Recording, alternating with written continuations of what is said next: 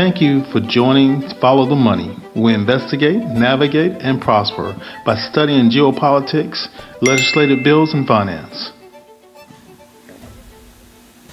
Okay, in our last episode, we talked about the dollar debasement and how the purchasing power of money erodes quietly over time.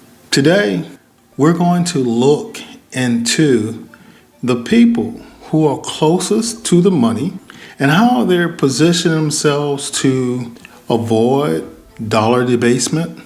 And remember, we talked about this in a previous episode, the Cantillonian effect. So those people who are closest to the money. But remember, gold and silver matters. And we understand why it matters when we study institutional behavior.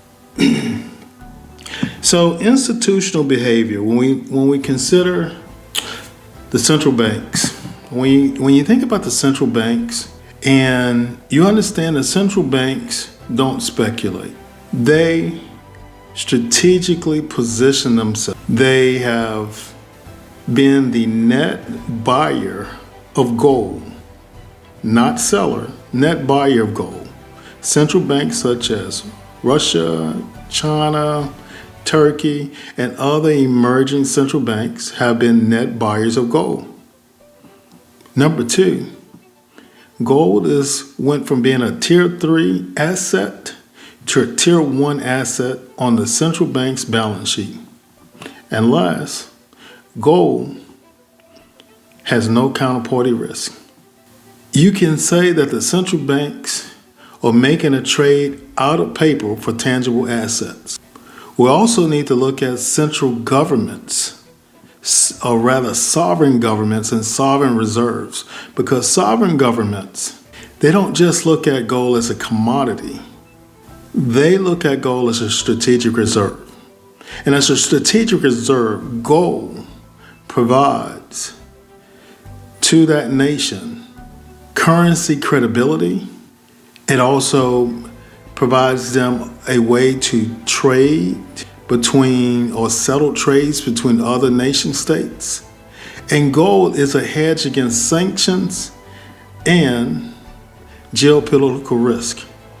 We also have to focus on the BRICS nations because the BRICS have been steadily expanding with more nations becoming part of BRICS. And BRICS has been exploring additional settlement alternatives to trade outside of the dollar.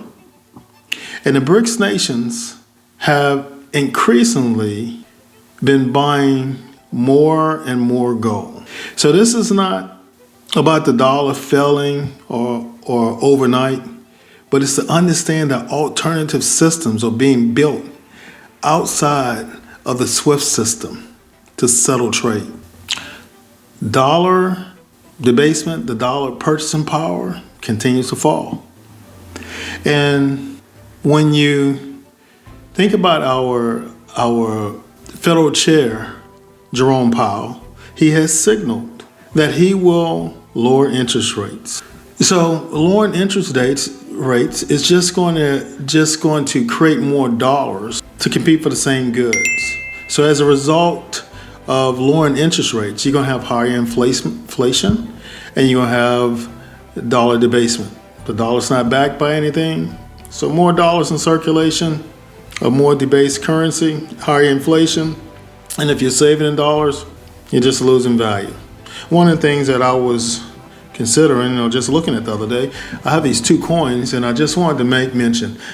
One coin, both coins have the portrait of George Washington from 1932 to 1964. This coin here, which is 90% nickel, 10% copper, 90% silver, 10% copper. And this here has a nickel copper bonded to copper coin. As of the spot price yesterday, this coin here had a value of over $15 melt based on the silver content. 25 cents, that's what it is. Tangible assets hold value.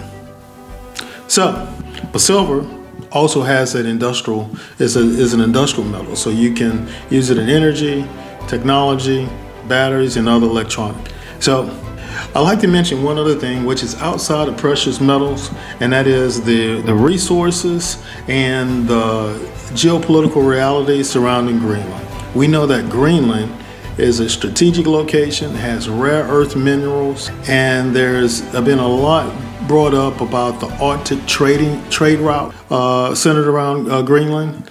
And of course, there's resource competition that's going into play. So when you consider resource security and monetary security, they are connected. Resource security and monetary security are connected. And as competition for real assets continue to increase, hard money matters more. So what does all this mean for individuals? You and I, what does it mean? Well, this is not financial advice. I'm just framing why central banks are holding gold, why individuals see gold and silver as a store of value. And just remember, you don't buy insurance hoping to use it. So you make sure you're holding some real assets. So this brings us to a conclusion, and just remember, this channel is not about fear, it's about clarity. We investigate moves being made in government, finance, and geopolitics. You can navigate intelligently and position yourself to prosper. If this helps you see the system more clearly, subscribe, press the like button, give me a thumbs up, because once you follow the money, the story changes.